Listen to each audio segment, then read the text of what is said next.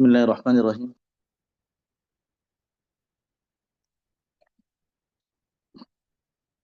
الحمد لله الذي بنعمته تتم الصالحات. اللهم اهدنا الصراط المستقيم وبك نستعين يا فتاح. اللهم صل على سيدنا محمد وعلى ال سيدنا محمد وبارك وسلم. اللهم صل على سيدنا محمد وعلى ال سيدنا محمد وبارك وسلم. جیسے ہم لوگ پیج نمبر 359 پر تھے. 359 پر، پیج نمبر 359 پر. جی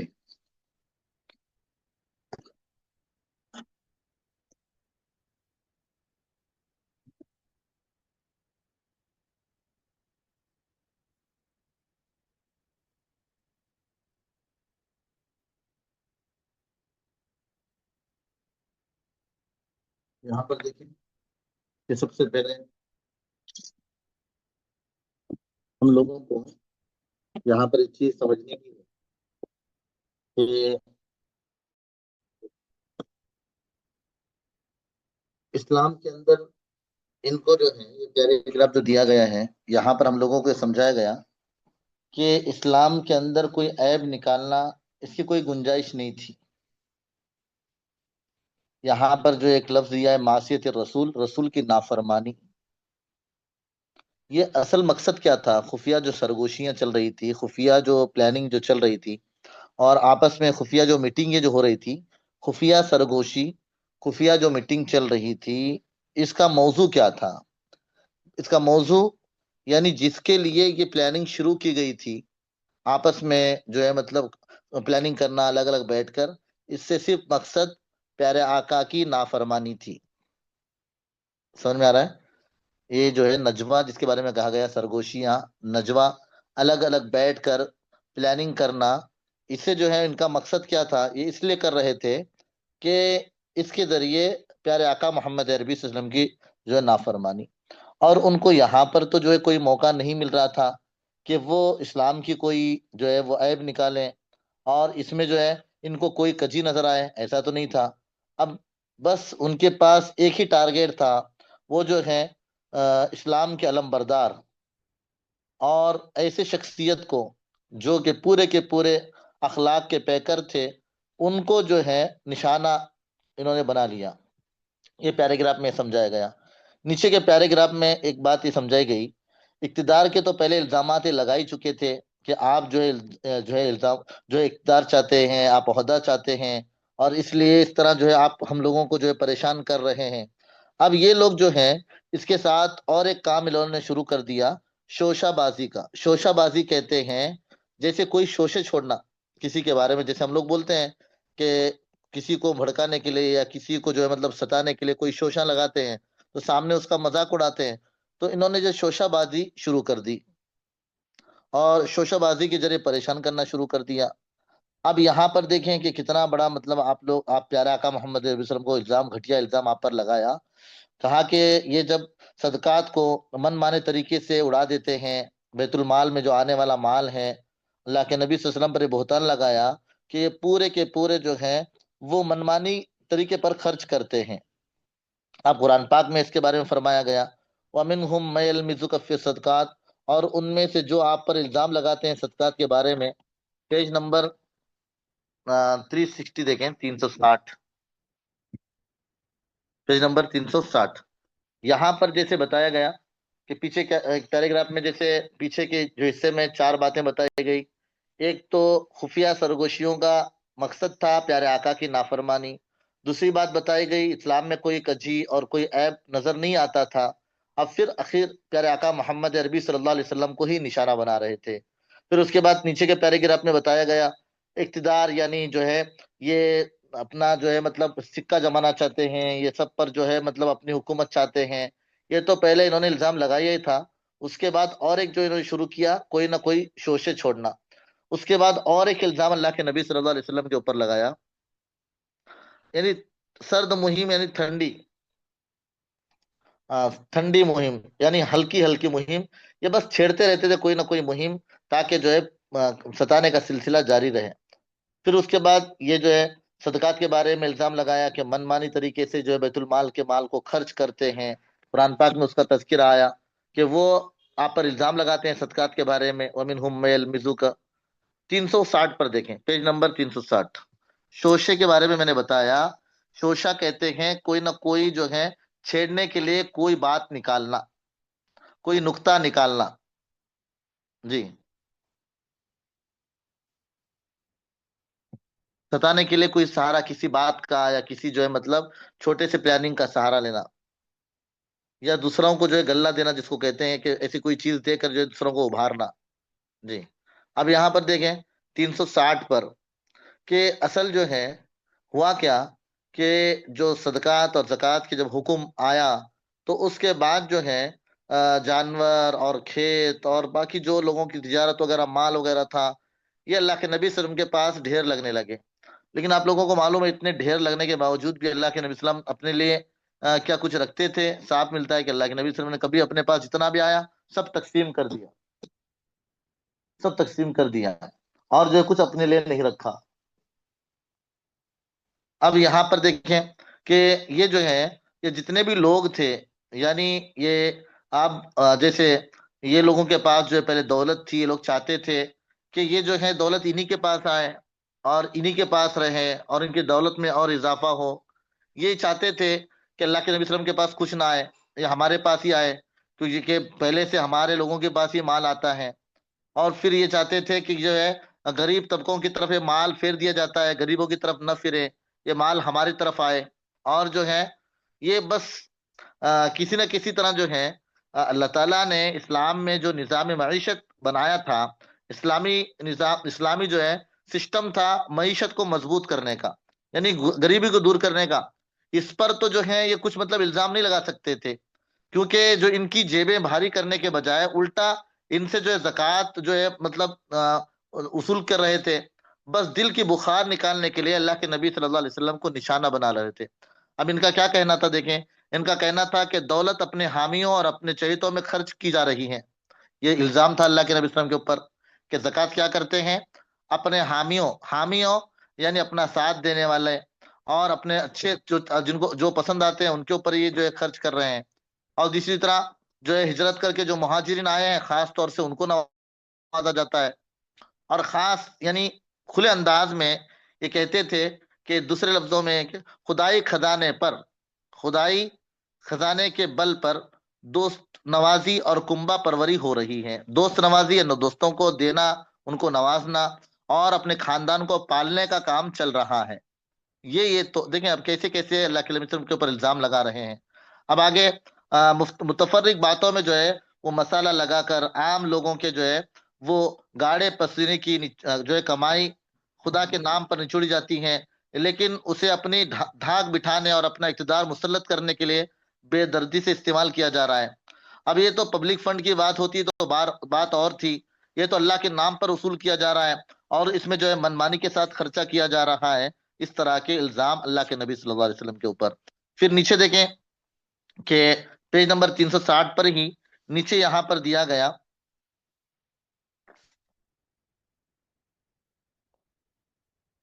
کہ یہ جو ہے جس نے صدقے کی آمدنی کو خود اپنے، اللہ کے نبی صلی اللہ علیہ وسلم نے صدقے کے مال کو اپنے اوپر اپنے اہل کے لیے جو حرام کر دیا تھا. صدقہ جو ہے معلوم ہے آپ لوگوں کو کہ پیارے آقا محمد عربی صلی اللہ علیہ وسلم زکوٰۃ صدقہ جو ہے یہ پورا کا پورا آپ کے لیے اور آپ کے خاندان کے لیے بالکل جو ہے یہ انہوں نے حرام کر لیا تھا. اب ظاہر سی بات ہے کیسے یہ الزام لگانے والے الزام لگاتے ہیں اللہ کے نبی صلی اللہ علیہ وسلم پر دشمن. ہاں، تو اس طرح جو ہے اب یہ جو ہے بہت ہی زیادہ یہاں پر جو ہے لوگوں نے اس بات کی کوشش کی کہ طرح طرح کے آپ کے جو ہے وہ داغ لگا جائیں، دھبے ڈالنے کی کوشش ہے. اور پھر اس کے بعد قرآن پاک میں دیکھیں کیا آیا کہ یعنی پیج نمبر 361 میں ان میں سے کچھ لوگ ہیں جو اپنی باتوں سے نبی کو دکھ دیتے ہیں اور کہتے ہیں ایک شخص کانوں کا کچا ہے، کہو وہ تمہاری بھلائی کے لیے ایسا ہے، اللہ پر ایمان رکھتا ہے اور اہل ایمان پر اعتماد کرتا ہے اور سراسر رحمت ہے ان لوگوں کے لیے جو تم میں سے ایماندار ہیں، اور وہ جو لوگ اللہ کے رسول کو دکھ دیتے ہیں ان کے لیے دردناک سزا ہے نا. اب یہ کیا ہے یہاں پر جو بتانا چاہ رہے ہیں کہ اللہ کے نبی صلی اللہ علیہ وسلم کی عادت شریفہ تھی जब भी कोई अल्लाह के नबी सल्लल्लाहु अलैहि वसल्लम से बात करता, अल्लाह के नबी फौरन उसकी तरफ मुतवज्जा होते। ये अल्लाह के नबी वसल्लम की तवाज़ु और आजिज़ी की अलामत है ना। तो यही बताया गया कि अल्लाह के नबी सल्लल्लाहु अलैहि वसल्लम कैसे हैं। कहा कि अल्लाह के नबी तो ऐसे हैं, जब कोई आपको जो है मतलब आपसे बात करता है, अल्लाह के नबी उसकी तरफ पूरे मुतवज्जा होते हैं। वो ये नहीं देखते कि मालदार है, ये नहीं देखते कि लीडर है, ये नहीं देखते कि कायद है, बल्कि हर जब भी कोई जरूरतमंद आकर सवाल करता है या ईमान वाला आकर सवाल करता है, अल्लाह के नबी वसल्लम उसे वक्त देते हैं, उसे अपना तन्हाई का वक्त देते हैं। ये अल्लाह के नबी वसल्लम की एक खुसूसी सिफत थी। अब जो है उसके बारे में इन्होंने मजाक उड़ाया तो कुरान पाक ने कहा ये तो अल्लाह की रहमत है, जो लोग अल्लाह के रसूल को दुख देते हैं उनके लिए दर्दनाक सजा है। अब यहाँ पर देखें कि इन लोगों को तो चाहिए था कि साफ साफ जो कुछ एतराज थे लीडरशिप पर हमले, यहाँ पर जो नीचे पैराग्राफ में, अगर ये साफ साफ अगर कुछ समझ में नहीं आता है तो वो जो है मतलब कुछ बात करते और कुछ ना कुछ। लेकिन ये जो है इस तरह जो है वो नश्तर जनी का काम कर रहे थे। नश्तर जनी जिस तरह जो है जख्म पर नोक वाली चीज निकाल कर जो है वो जख्म को छेड़कर उसमें से गंदगी निकाली जाती है, तो ये जो है यहाँ पर ऐसा काम कर रहे थे कि वो लोग जो है पूरे के पूरे माहौल को बिगाड़ने की कोशिश कर रहे थे और माहौल को खराब करने की कोशिश कर रहे थे। अब यहाँ पर देखें बताया गया कि इस्लाम में एक चीज जो है इस्लामी निजाम और इस्लामी निजाम जमात में मुनाफिकीन की हरकत और सकनात ऐसी बेजोड़ चीजें थी कि उनकी बू पूरे के पूरे ईमान वाले महसूस कर रहे थे और उनको नागवार थी। और ये जो थे बहुत बेकरार थे ईमान वाले कि कैसे इसको मतलब जो है मतलब ये किया जाए। अब इनको इनके साथ मुकाबला करना या इनके साथ जो है मतलब बहस करना ये भी जो है वो बेकार था, या इनकी पकड़ करना ये भी मुश्किल था। और खामोश रहना यानी इन पर दम साधे रहना, ये भी मतलब खामोश रहना ये भी मुश्किल था। इसलिए अहले ईमान वाले आकर अल्लाह के नबी सल्लल्लाहु अलैहि वसल्लम के सामने ये बातें बताते थे कि अल्लाह के नबी ये इस तरह कर रहे हैं, ये इस तरह कर रहे हैं। मैंने बताया ना नश्तर जनी, नश्तर मारना, नश्तर मारना यानी जो है वो जैसे नोकीली चीज जो आती है वो जख्म वगैरह को जो है निकाल कर उसे फोड़ने के लिए, तो इस तरह ये जो है काम करते थे नश्तर जनी का। 361। अब यहां पर देखें कि ये जैसे अल्लाह के नबी सल्लल्लाहु अलैहि वसल्लम को हर निफाज आदमी के बारे में जो है वो पहचान कर अल्लाह के नबी सल्लल्लाहु अलैहि वसल्लम को बता दिया जाता था। और जो है ये हालात के बारे में जैसे यहाँ पर बता दिया गया कि नीचे के पैराग्राफ में वो अल्लाह के नबी सल्लल्लाहु अलैहि वसल्लम को क्या कहते थे, जैसे ऊपर गुजर गया हुआ उजुन, अल्लाह के नबी सल्लल्लाहु अलैहि वसल्लम को कहते थे कि ये तो कान का बहुत कच्चा है। मामूली मामूली मर्तबे के आदमी जिनका हमारे मुकाबले में कोई हस्ती या कोई हैसियत नहीं रखते, उन लोगों के लिए भी ये मोहम्मद वक्त देते हैं। यानी आपको इसके बारे में क्या कहा कि ये बहुत ज्यादा, ये देखें ये इनान यहाँ पर जो दिया है, ये इनान ब्रदर यानी जो है इनान माने लगाम और ब्रदर यानी भाई। यानी ये जो पूरा का पूरा ये लोग क्या करते थे कि ऐसे लोगों को पकड़ पकड़ कर जो है कुछ न कुछ उनके जहनों में बात डालना और उनको जो है कुछ लगाम लगाना और किस तरह जो है उनको अलग करना, ये पूरे के पूरे निजाम को खराब करने की कोशिश करते थे। इसका खुलासा यही है कि ये मजबूती के निजाम को बिखेरने और उसे तोड़ने की कोशिशें करते थे। जी। अब यहां पर देखें कि अल्लाह के नबी वसल्लम की आदत थी कि जब भी कोई अल्लाह के नबी, तो ये अल्लाह के नबी से कहते हैं कान के कच्चे हैं, कोई मामूली गरीब आदमी आकर भी आपसे बात करता है जिसकी हमारे मुकाबले में कोई हैसियत नहीं है, अल्लाह के नबी वसल्लम उसको भी वक्त देते हैं और उससे भी बात करते हैं। इस तरह जो है ताना ये लोग देते थे अल्लाह के नबी सल्लल्लाहु अलैहि वसल्लम को। बस इतना ही बस नहीं है, आगे देखें कि क्या वो लोगों ने अपना निजाम बनाया था कि ये फिर उसके बाद क्या कहते थे कि देखो ये अल्लाह के नबी वसल्लम की इस कमजोरी की वजह से हम मारे जाते हैं और हम ठहरे मुनाफिक और साजिशी और कल के बेहैसियती लौंडे, यानी इनकी कोई हैसियत नहीं, फाकों पर फाके गुलाम थे, आज वो खास बन गए हैं। इस तरह के ताने जो है साहबा को भी देते थे, अल्लाह के नबी को भी देते थे, है ना। हम तो जो है हम लोगों को मुनाफिक कहा जाता है, हमको ऐसा वैसा कहा जाता है, और ये लोग जो है खुद बहुत अच्छे हैं, कल के कुछ भी हैसियत नहीं थी और ये गुलाम थे, आज जो है बहुत मुकर्रब बन गए हैं।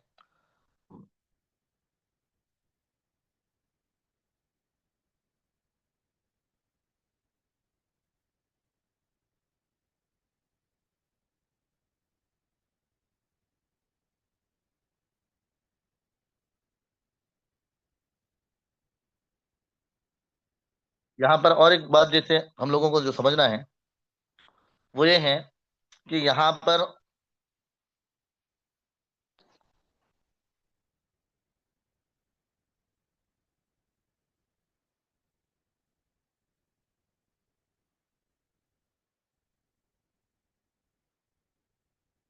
جی چلیں اب آگے دیکھیں کہ یہاں پر جو ہے ایک ایسا پورا کا پورا ماحول بنا کر ایک کوششیں کر رہے تھے.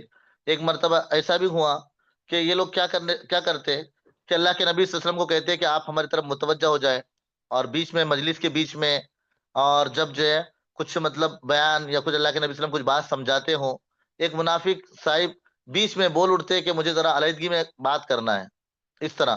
اب اللہ کے نبی صلی اللہ علیہ وسلم بر بنائے مروت اس کا موقع، یعنی اللہ کے نبی صلی اللہ علیہ وسلم کے اندر وہ مروت تھی، وہ احساس تھا. اللہ کے نبی صلی اللہ علیہ وسلم جو ہے وہ ہر کسی کے لیے کھلا رکھتے تھے اور ہر ایک کے لیے وقت دیتے تھے. اب یہ اللہ کے نبی صلی اللہ علیہ وسلم جب ان کی طرف متوجہ ہوتے تو یہ کیا چاہتے کہ دوسرے لوگ جان لیں کہ ہمارا کس طرح پیارے نبی کے پاس جو ہے مقام ہے نا. ہاں، تو جو ہے کیسا ہمارے جو ان کے نبی کے پاس ہمارا مقام ہے، لوگوں کو تھوڑا دھاک بیٹھ جائے، اس لیے ایسی حرکتیں کرتے تھے. اور دوسرا کس وجہ سے کرتے تھے؟ تاکہ جو ہے پیارے آقا کی توجہ بھی ان کے اوپر رہے کہ وہ قرب حاصل کر کر اپنا جو ہے الو سیدھا کر لیں، یعنی اپنے کام نکال لیں. پیج نمبر 362، یہ بھی ان کی اس میں سازش تھی، ہے نا. لیکن جو ہے اہل اخلاص کے بارے میں بدگمانیاں پیدا کر کے، اور ایک تیسرا مقصد کیا تھا ان کا؟ ایک تو تھا جو ہے لوگوں کے اوپر دھاک بٹھانا، دیکھو اللہ کے نبی ہماری طرف بھی متوجہ ہوتے ہیں، ہمارا بھی ایک مقام ہے. اور دوسرا یہ ہے کہ وہ جو ہے اس کے ذریعے جو ہے اللہ کے نبی کا قرب چاہتے تھے تاکہ قریب ہو کر اور کچھ ہم اپنے جو ہے کام بنا لیں. تیسری بات یہ ہے کہ وہ نیک لوگوں کے بارے میں اللہ کے نبی صلی اللہ علیہ وسلم کے جو ہے دماغ میں بدگمانیاں پیدا کرتے تھے، اور یہ اس طرح کا جو ہے پورا کا پورا نظام اپنا بنائے ہوئے تھے. پھر اللہ تعالیٰ بھی دیکھیں کہ کس طرح جو ہے وہ اللہ نے نظام بنایا. اللہ تعالیٰ نے قرآن پاک کی آیت نازل کی، اے ایمان والو، جب تم پیغمبر سے خاص وقت لے کر علیحدگی میں بات کرو تو ہر گفتگو خاص سے قبل صدقہ پیش کیا کرو. دیکھیں اب اللہ تعالیٰ کا نظام کس طرح ہے. دیکھیں اللہ کے نبی نے کہا صحابہ کو کہ تم اللہ کے نبی صلی اللہ علیہ وسلم سے تنہائی میں بات کرنا چاہتے تو کیا کرو، کوئی خاص اور تنہائی میں، تو کہا کہ وہ بات سے پہلے صدقہ پیش کیا کرو، ہے نا. اب یہ جیسی مطلب حکم نازل ہوا تو بخل کے مارے، کنجوسی کی وجہ سے ان کی کمر ٹوٹ گئی کہ اب یہ کیا ہو گیا. ہم تو چاہ رہے تھے کہ الگ الگ باتیں تھوڑا سا اپنے طرف متوجہ کر کے لوگوں کے اندر ایک دھاک بٹھائیں اور اپنا ایک مقام لوگوں کو بتائیں، لیکن یہاں ہمارا ہی جو ہے کام ختم ہو گیا، نوز باللہ. اب دیکھیں کیا کہہ رہے ہیں، سو اہل خالص جو ہے، سو اہل اخلاص کے مقابلے میں کیوں نہ ہم بھی کان بھر کر اسے اپنے رو میں بہا لے جائیں، یہ ہمارا مقصد تھا. مگر ان کو اندازہ نہیں تھا کہ یہ جو ہے صرف اخلاص والوں کا کام تھا. یعنی اہل اخلاص کے لیے کان جتنے نرم تھے، اہل فتنے کے لیے اتنی ہی ثقیل، یعنی اتنی ہی بھاری تھے. بہرحال اندازہ کیا جا سکتا ہے کہ لوگ اسلام کے اندر رہ کر اس کے انان برادر اعلیٰ کے خلاف ایسی تحقیر، یعنی انان برادر جیسے مضبوط لگام کے پورے بھائی تھے، اور انان برادر یعنی ایک مضبوطی کے ساتھ پورے جڑے ہوئے اعلیٰ قسم کے لوگ تھے، ان کے خلاف کیسی جو ہے وہ حقیر باتیں کیا کرتے تھے. اور ان میں جو ہے وہ نظم سے وہ محبت و وابستگی باقی کیسے رہ سکتی ہیں جو کسی دین کے پیروکار کو فعال اور متحرک بناتی ہیں. ایک دینی اور اخلاقی نظام جماعت میں تو جو عنصر اس کے نظام، اب یہاں پر یہ بات بتا رہے ہیں کہ یہ جو ہے کس طرح اچھے انسان بن سکتے ہیں، کس طرح اخلاق والے بن سکتے ہیں، جو ہے وہ ایسے قیادت کے خلاف جو ہے طوفان اٹھا رہے ہیں اور حقارت کے جو ہے تانے ان کو دے رہے ہیں اور سرگوشیوں کے مہم چلا رہے ہیں، تو یہ کیسے ترقی کر سکتے ہیں. نیچے کا ایک پیراگراف دیکھیں، نفاق کا ابھار. اب دیکھیں اسلام جب دعوت کے مرحلے سے جہاد کے مرحلے کی طرف ایک انقلابی موڑ رہا تھا، ایک مرحلہ وہ آیا، اب تک کہا گیا تھا کہ یہ اس طرح جو ہے دین کا کام چلتا رہے اور دین کی دعوت جو ہے وہ دی جانے لگے. اب یہ سلسلے کے بعد ایک موڑ آیا جہاد کا. اب جب یہ وقت آیا تو ایک بڑی تعداد کا نفاق کھل کر سامنے آ گیا. کہا کہ تاریخ میں ایسا ہوا ہے کہ اکثر ایسے تحریکوں میں جو ہے جب کوئی ایسے موڑ آتے ہیں تو بہت سارے لوگ جو ہے ساتھ چھوڑ دیتے ہیں، کبھی کوئی ادھر اڑ جاتا ہے، کبھی ادھر کود جاتا ہے، اور پھر وہ جو ہے اس میں کون لوگ رہتے ہیں؟ اس میں بس وہی لوگ رہتے ہیں جو پہلے سے اس مشن کو سمجھے ہوئے ہوتے ہیں اور اس مشن کو سمجھ کر جو ہے وہ کامیابی کو دیکھتے ہیں، وہی لوگ اس کے اوپر مضبوطی سے جمے رہتے ہیں، ورنہ کچے لوگ تو جو ہے اپنا راستہ بدل لیتے ہیں۔ اب یہاں پر ایسا ہی ہوا، جو ایمان والے مضبوط تھے، سمجھدار تھے، وہ پورے کے پورے یہاں پر جڑے رہیں اور مضبوطی کے ساتھ جمے رہیں۔ اور اسی طرح جو ہے ایسے لوگ جو اس کی سمجھ نہیں رکھتے تھے، اور بس وہ جو ہے ایسے افراد ذہنی الجھنوں میں پڑھ کر بددلی کا شکار ہو جاتے ہیں۔ یعنی جیسے کہ یہاں پر جب جہاد کا حکم آیا، بہت سارے بددل ہو گئے، اور بہت سارے جو ہیں وہ اپنا اصل جو ہے نفاق جو تھا اس کو ظاہر کر بیٹھے کہ ہم تو ایمان والے نہیں ہیں۔ Page number 363۔ اس یہ پیارے گراف میں نفاق کا ابھار۔ ایک بات تو یہ یاد رکھیں کہ جب جہاد کا مرحلہ آیا اور جو انقلابی موڑ کو برپا کرنے کے لیے جب جہاد کا حکم آیا، تو اس وقت بہت سارے لوگوں کا نفاق ظاہر ہو گیا، بہت سارے لوگوں کا نفاق جیسے بتایا کئی مرتبہ کہ زبان پر ایک اور دل میں ایک، یعنی زبان سے تو ایمان کا اظہار کرنا، لیکن دل کے اندر ذرہ برابر بھی ایمان نہیں ہے، بلکہ وہی سرکشی اور کفر بھرا ہوا ہے، اس کو کہتے ہیں نفاق۔ جی، اب یہاں پر یہ ایسا ہوا کہ یہ لوگ جو ہیں اب جو پورے کچے تھے اور جو نفاق والے تھے وہ ظاہر ہو گئے۔ پھر اس کے بعد قرآن میں ان کا تذکرہ بھی آیا۔ کیا آیا کہ قرآن میں مذکور کے کچھ لوگ تھے جب پہلے دور میں حکم دیا گیا تھا کہ دعوت حق پہنچاتے ہوئے ظلم و زیادتی کو خاموشی سے، یعنی بہت آرام سے اور بالکل صبر کرتے ہوئے برداشت کرو اور ہاتھ نہ اٹھاؤ۔ بسا اوقات نماز اور ابتدائی زکوٰۃ جیسے سرگرمیوں میں منہمک رہو، یعنی اس میں لگے رہو، لیکن ان کو اس دور میں حکم ناگوار تھا۔ یعنی جب یہ حکم آیا کہ کیا حکم کہ اب نماز پڑھتے رہو، زکوٰۃ دیتے رہو اور اسی طرح جو ہے کام کرتے رہو، تو اس وقت بھی ناگوار تھا۔ لیکن جب اب جہاد کا حکم آیا تو یہ کہنے لگے، کہا کہ وہی ہمارے لیے کافی تھا، زکوٰۃ، نماز، دعوت دینا، اب یہ جہاد کی کیا ضرورت تھی؟ ہاں، اب یہ جو ہے اب اس طرح جو ہے پہلے تو اسی بات کو نہیں مانتے تھے، اب جب جہاد کا حکم آیا تو صاف طور پر جو ہے کہنے لگے وہ اسی پر ہم لوگ کامیاب رہتے، وہی سلسلہ جاری رہتا اور وہ اصلاح کے لیے ہمارے لیے کافی تھا، لیے کافی تھا۔ اس طرح کی جو ہے باتیں کرنے لگے۔ پیج نمبر 364 پر دیکھیں کہ اب یہاں پر جو ہے یہ مگر یہاں پر دیکھو، مگر بیچارے نہ خدا سے بحث کر سکتے تھے، نہ اس کے احکام کے آگے کوئی بند کھڑا کر سکتے تھے۔ ان کے سامنے تو صرف رسول کی ذات تھی، چنانچہ اس ذات اور اس شخصیت کو انہوں نے آخر دم تک نہیں بخشا۔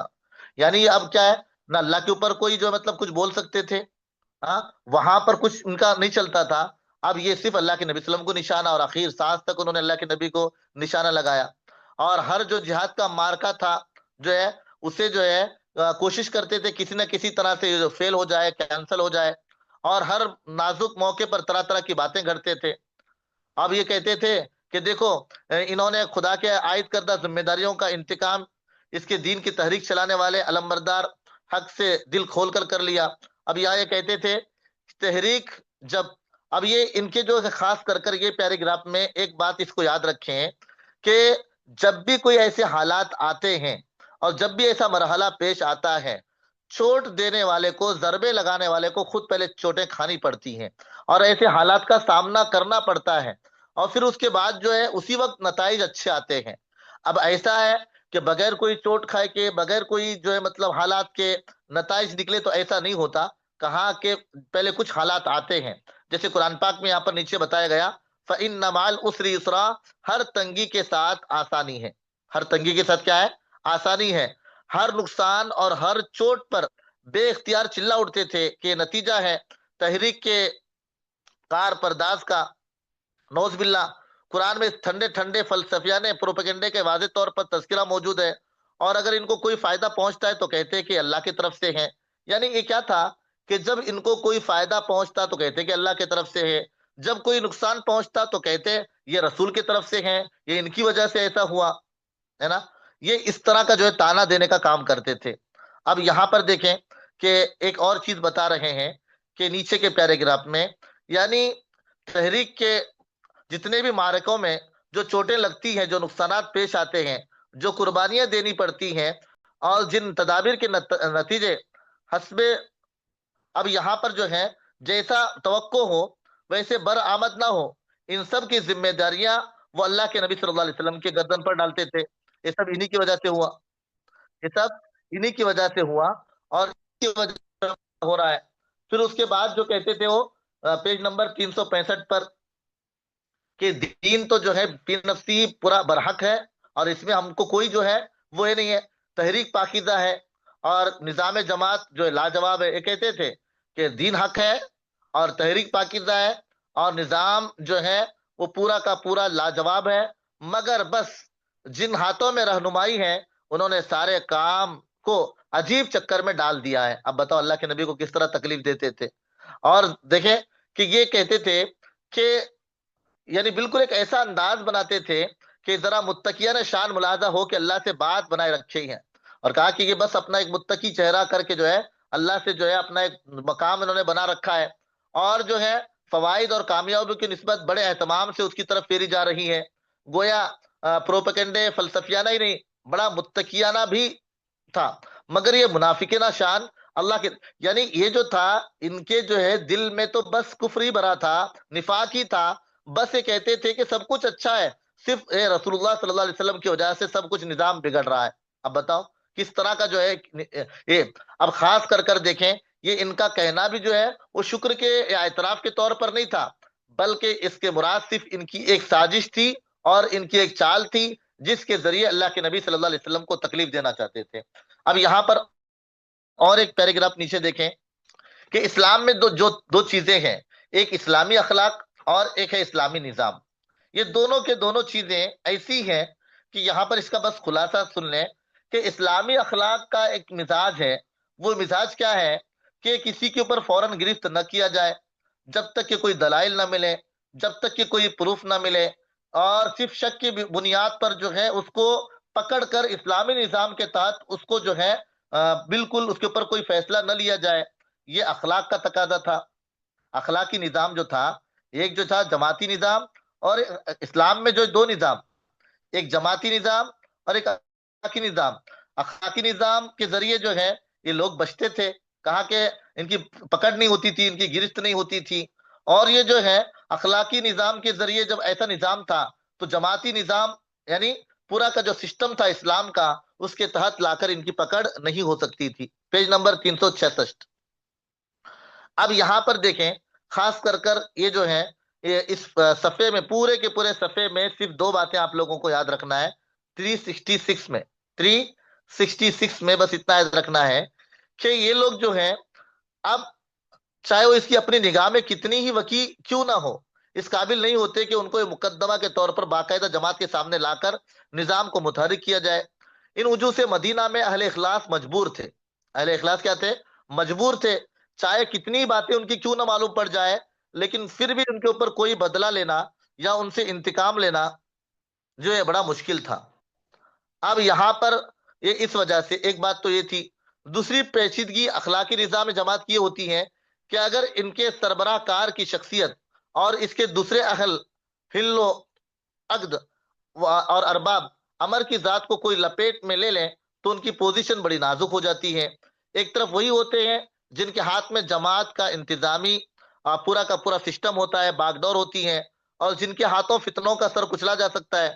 دوسری طرف فتنے انہی کو نشانہ بنا کر ایسی صورت پیدا کر دیتے ہیں کہ اگر وہ ارباب فتن یعنی مین جو اس کے فتنہ پیدا کرنے والے ہیں ان کا پول ساری جماعت کے سامنے پوری طرح کھلنے سے پہلے ان کے خلاف کوئی کارروائی کریں تو ان پر یہ الزام آتا ہے کہ تنقید اور اختلاف کو دباتے ہیں اور آواز حق کو بلند کرنے والوں کو عابرانہ طریقوں سے شکست دیتے ہیں۔ یعنی یہ کیا نظام تھا ان کا؟ یہاں پر یہ چیز جو انہوں نے بنا رکھی تھی، کہا کہ جتنے بھی ان کے بڑے بڑے فتنہ پیدا کرنے والے اور وہ چیزیں کہ ان کو کسی نہ کسی طرح لا کر سامنے ان کو جو ہے وہ ذلیل کیا جائے یا ان کی پکڑ کی جائے، اس کا موقع ہی نہیں آتا تھا۔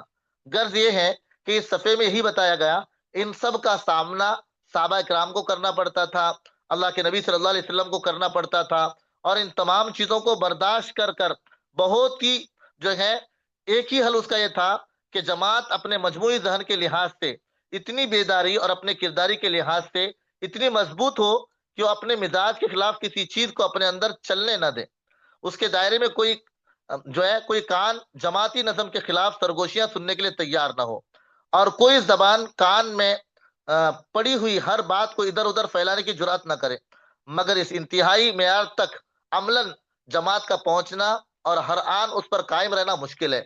گھٹیا باتیں سوچنے والے دماغوں، ان کی پھسلانے والے زبانوں اور ان کو سننے والے کانوں سے کوئی انسانی معاشرہ بالکل ہی پاک نہیں ہو سکتا۔ ہر جگہ یہ حال ہوتا ہے کہ ورگلانا، پھسلانا۔ اب آج بھی ہم لوگ دیکھتے ہیں جب کوئی اچھے کام ہوتے ہیں، یہ جو ہے اس سے مراد قوم کے بڑے لیڈر لوگ، قوم کے سرگنا لوگ، جی، یعنی معاملے سلجھانے والے، اور جو ہے یہ ذمہ دار، ان کو کہتے ہیں کہ ذمہ دار، جی۔ 367 پر یہ دیکھیں کہ منافقین نے اخلاقی نظام کے اس جھیل سے پورا پورا فائدہ اٹھایا، یعنی جیسے شروع میں آپ لوگوں کو بتا دیا گیا کہ اخلاقی نظام کے تحت جو پورا کا پورا ایک سسٹم اسلام کا تھا، اب اس کے جو ہے آڑ میں بچ رہے تھے، لیکن انجام کار کے لحاظ سے وہ اس زبردست طاقت کی گرفت سے نہ بچ سکے۔ ان کے پورے کارنامے قرآن پاک نے خود کھول کر بیان کر دیے کہ ان کا مشن کیا ہے، ان کی پلاننگ کیا ہے، یہ کیا چاہتے ہیں، یہ پورا کا پورا۔ اب یہاں پر خاص کر کر دیکھیں کہ نجوہ کے سازگار ماحول میں اللہ کے رسول صلی اللہ علیہ وسلم کے ذات نشانہ بنتی گئی، اور ایک کے بعد ایک آپ صلی اللہ علیہ وسلم کے خلاف سازشیں اور ناپاک سے ناپاک بہتان کی کسی بھی طوفان عظیم کو اٹھا دیا جانا بالکل ناممکن نہیں تھا۔ یہ فتنہ برپا کرنے والے منافق لوگ ہر وقت کسی نہ کسی موقع کی تلاش میں رہتے تھے، اور شیطان کو اس ماحول سے فائدہ اٹھانے کے لیے منافقین میں سے ایک ایسے کردار کی ضرورت تھی جو شرارت کرنے میں سب سے زیادہ ماہر ہو، وہ تھے۔ اب اس میں ایک لیڈر تھا عبداللہ ابن ابی، کہ یہ پورا کا پورا جو ہے وہی پورا کا پورا جو سرکش تھا، اصل چاہتا تھا بادشاہ، تو اس کو بادشاہ نہیں ملی، اس کے اندر دشمنی بھری ہوئی تھی، جس کی وجہ سے وہ ہمیشہ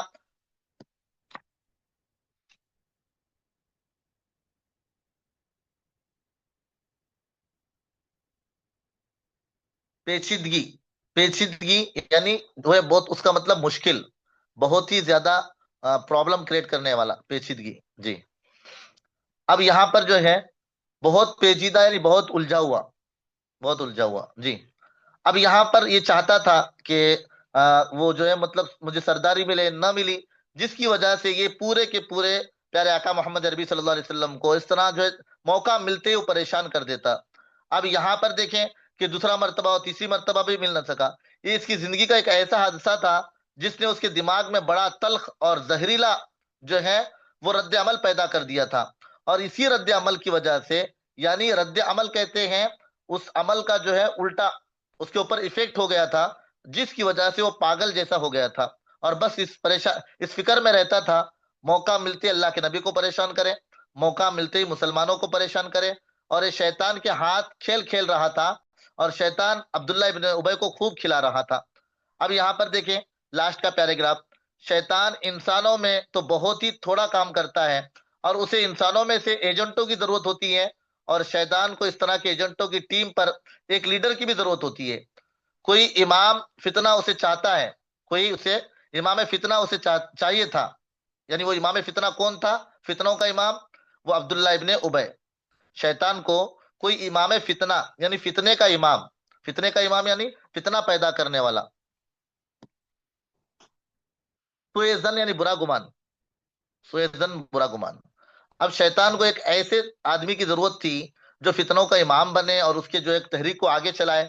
وہ عبداللہ ابن ابی کی شکل میں وہ شیطان کے لیے جو ہے وہ مدینہ میں پورا کا پورا بنایا بنایا اس کے شیطان کے ہاتھ لگ گیا، اور اسلام کے دائرے کے اندر رہ کر فتنہ برپا کرتا رہا، اور رسول اللہ صلی اللہ علیہ وسلم کی دعوت قبول بھی کر چکا تھا، لیکن ایک ڈھونگ کے سوا کچھ نہ تھا، یعنی اسلام قبول، اس کا اسلام بھی ایک ڈھونگ تھا۔ خود جو ہے خوب کیسے پچھلے بار اس کے واقعات معلوم پڑے کہ اللہ کے رسول صلی اللہ علیہ وسلم اس کی منافقت کو خوب جانتے تھے۔ اس بار اس خطرناک کردار نے ایک بڑی شرارت کی۔ اس نے کیا شرارت کی؟ ایسی شرارت کی، ایسی شرارت کی کہ بہت ہی خطرناک شرارت تھی۔ یہ حسد کے جذبات میں آ کر ایک ایسی چنگاری اس نے جو ہے ڈال دی، اور وہ اللہ کے نبی صلی اللہ علیہ وسلم یعنی حرم نبوی میں یعنی نبی کریم صلی اللہ علیہ وسلم کی بیویوں میں وہ ڈال دی. وہ کیا تھی؟ ماں عائشہ رضی اللہ تعالیٰ عنہا. دیکھتے دیکھتے سارا معاشرہ ہی بھڑک اٹھا. یہ معاملہ حضرت عائشہ سے متعلق تھا. اب دیکھیں کہ اللہ کے نبی صلی اللہ علیہ وسلم کی عادت کیا تھی. جب اللہ کے نبی صلی اللہ علیہ وسلم غزوات کے لیے نکلتے تو اللہ کے نبی صلی اللہ علیہ وسلم اپنے بیویوں میں قرآن اندازی کرتے. جس کا نام قرے میں نکلتا اللہ کے نبی صلی اللہ علیہ وسلم ان کو سفر میں ساتھ میں لے کر نکلتے. ساتھ میں لے کر نکلتے. جی بس یہاں تک کافی ہے. انشاءاللہ کافی ٹائم بھی ہو چکا ہے. ہم لوگ بھی صبح کی نماز کے بعد سے سفر میں تھے. ابھی کچھ ہی دیر پہلے آئے ہیں. لیکن کلاس ناگا نہ ہو اس لیے جو ہے کچھ ہمارے سامنے پڑھایا گیا. تو انشاءاللہ کل بھی شاید ہو سکتا ہے کہ کلاس لیٹ ہو جائے. لیکن آپ سبھی سے درخواست ہے کہ جڑنے کا ماحول بنائے رکھیں. شروع سے آپ لوگ جڑ رہے ہیں تو کل بھی ہو سکتا ہے کہ دیکھیں مغرب کے بعد آج بھی صبح سے پروگرام تھے. ہم لوگ اب بھی آئے ہیں. کل بھی پروگرام ہے 2-3 اور مغرب کے بعد بھی پروگرام ہے. تو خاص کر جتنے بھی مستورات ہیں گوکاک شہر کی کل مولانا ساجد صاحب کا بیان ہے. مسجد گماما کے پاس امتیاز بھائی کمباری کا جو گھر ہے وہاں پر خود بھی پہنچے اور دوسرے مستورات کو لانے کی کوشش کریں. اللہ کے نبی سیرت کے بارے میں ہی یہاں پر بیان ہوگا. اس لیے خاص کر آپ لوگ اس کی سب فکر کریں. دعوت بھی چلائیں. دوسری بات جو مرد حضرات ہیں وہ فکر کریں کہ کل مغرب کی نماز محبوب مسجد میں پڑھیں بس اسٹینڈ کے بس گوکاک میں. اور جو عورتیں ہیں مستورات ہیں وہ بھی اپنے جو ہے بھائیوں کو اپنے شوہروں کو اور اپنے پورے لوگوں کو جو ہے محبوب مسجد میں بھیجنے کی فکر کریں کیونکہ مغرب سے عشاء تک وہاں پر بھی بیان ہے اللہ کے نبی صلی اللہ علیہ وسلم کے معاملات کے بارے میں. تو آپ خاص اس کی فکر کریں. جی امید ہے انشاءاللہ آپ لوگ اس کے اوپر فکر کریں گے اور فکر کر خوب دعوت چلائیں گے. اور جو ہے مستورات خود پہنچیں گے 3 بجے امتیاز بھائی کمباری کے مکان پر گماما مسجد کے پاس. جی اور مردوں کو جو ہے وہ مغرب میں محبوب مسجد میں بھیجنے کی فکر کریں گے. اپنے بھائیوں کو اپنے باپوں کو اپنے بچوں کو کریں گے انشاءاللہ فکر سب لوگ. یہ اچھی بات ہے. کل کا ٹائم انشاءاللہ آفتاب سر آپ کو بتائیں گے کیونکہ کل صبح سے لے کر شام تک پروگرامات ہیں. مغرب کے بعد بھی پروگرام ہے تو اس لیے خاص کر آفتاب سر جب دیکھیں گے انشاءاللہ عشاء کے بعد جب بھی بھیجیں 9:30 بجے بھیجیں یا جب بھی بھیجیں گے انشاءاللہ ہم لوگ پورے جڑنے کی فکر کریں. ٹھیک ہے. کل انشاءاللہ دوپہر میں آپ کو میسج ڈال دیں گے گروپ میں کہ کب کلاس ہوگی آن لائن.